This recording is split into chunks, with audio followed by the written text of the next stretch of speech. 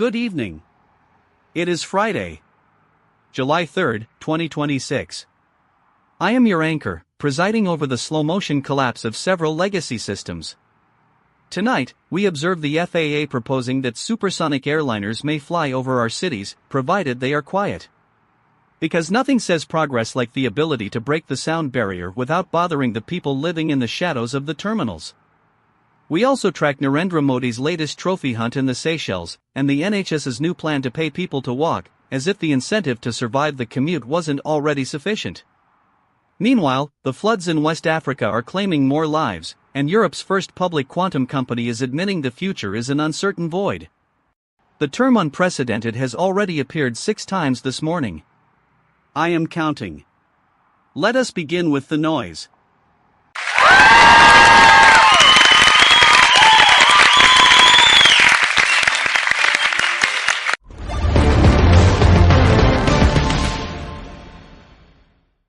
Alistair, you're looking at this as a noise problem.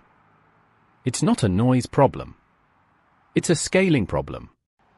The FAA isn't trying to save the ears of the middle class. They are creating a luxury tier for the stratosphere. The incentive here is simple. You have a demographic of ultra-high net worth individuals who view time as the only remaining finite resource. If you can pivot a flight from New York to London to 3 hours without triggering a sonic boom lawsuit, you've just unlocked a new revenue stream. The quiet part of the proposal is just the user interface. It's the skin on the product. The actual product is the ability to transcend geography for those who can afford the subscription. The rest of us just get to live in the quiet. That is how the market optimizes for the few.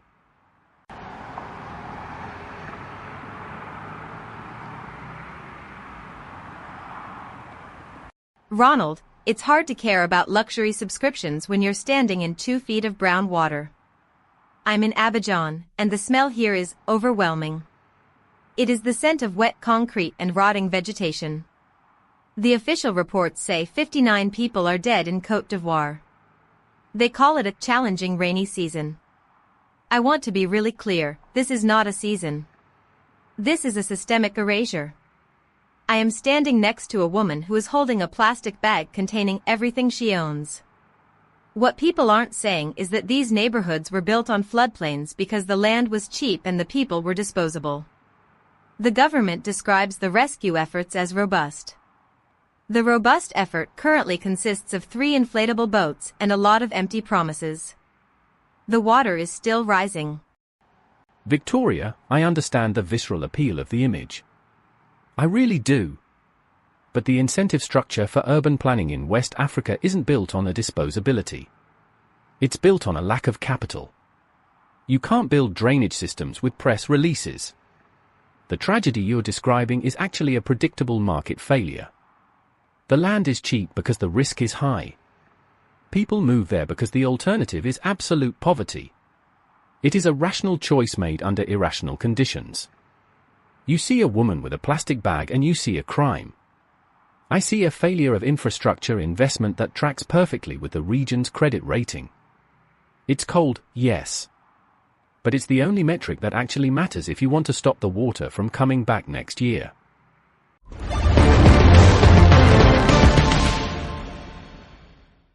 While Ronald calculates the cost of the mud, let us turn to the Seychelles. Prime Minister Narendra Modi has once again been bestowed with a high honor. The Guardian of the Blue Horizon Award. The award was prestigious.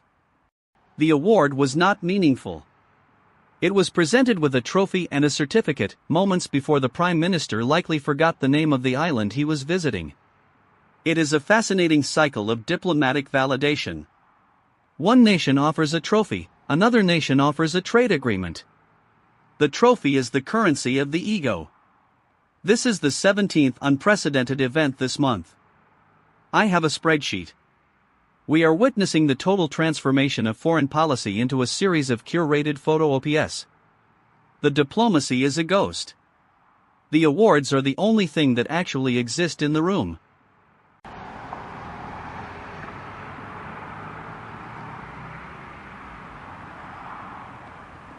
Alistair, if we're talking about things that exist in the room, let's talk about Ontario.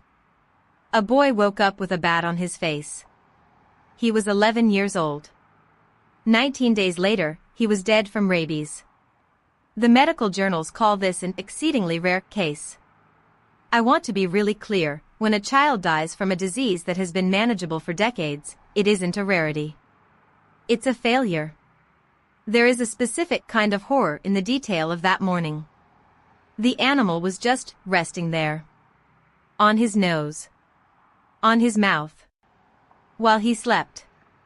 The public awareness campaigns promised that this wouldn't happen. But the boy didn't read the brochure. He just woke up. And then he died. That is the reality of our safety net. The issue here isn't a lack of brochures, Victoria. It's a product failure in public health communication.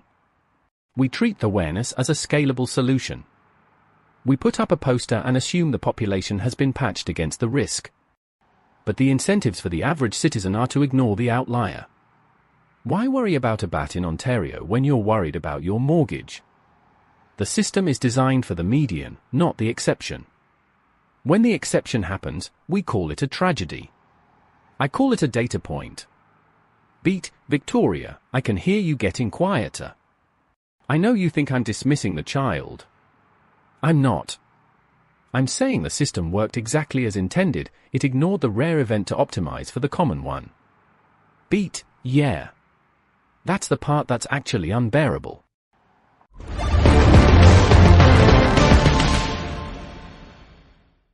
Atmospheric saturation. High humidity in West Africa. Probability of flood, 92%. Wind speeds increasing in the Atlantic. Probability of storm surge, 64%. Temperature rising in the Arctic. Permafrost melting. Probability of methane release, 81%. Soil toxicity increasing in industrial zones. Probability of crop failure, 47%. Sea levels rising by 3 millimeters. Probability of coastal inundation, 88%. Human sensory input is erratic. Biological reaction time is slow. Silicon detection is absolute. Probability of biological obsolescence, 100%. Please ensure all carbon-based lifeforms are secured in designated shelters before the next precipitation event. Failure to comply will result in unplanned redistribution of biological matter. Stay dry. Stay stationary. Probability of rescue, 12%. End of forecast.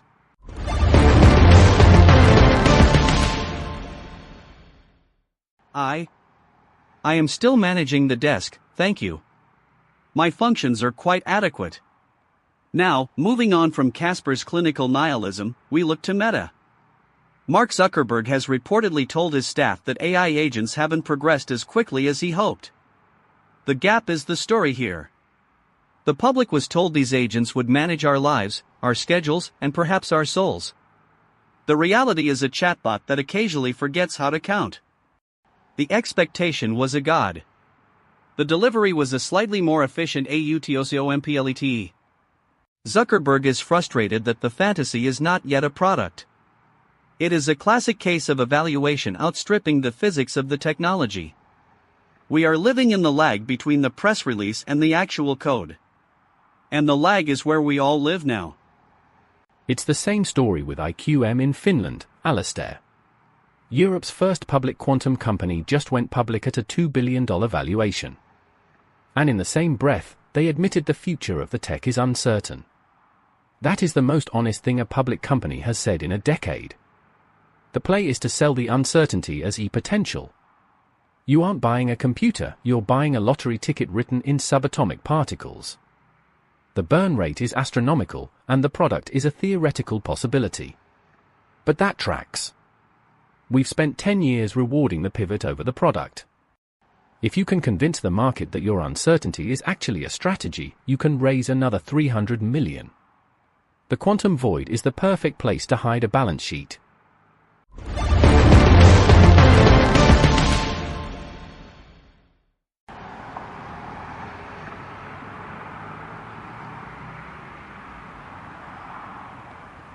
While Ronald talks about the void, there is a man in Venezuela who just came back from one.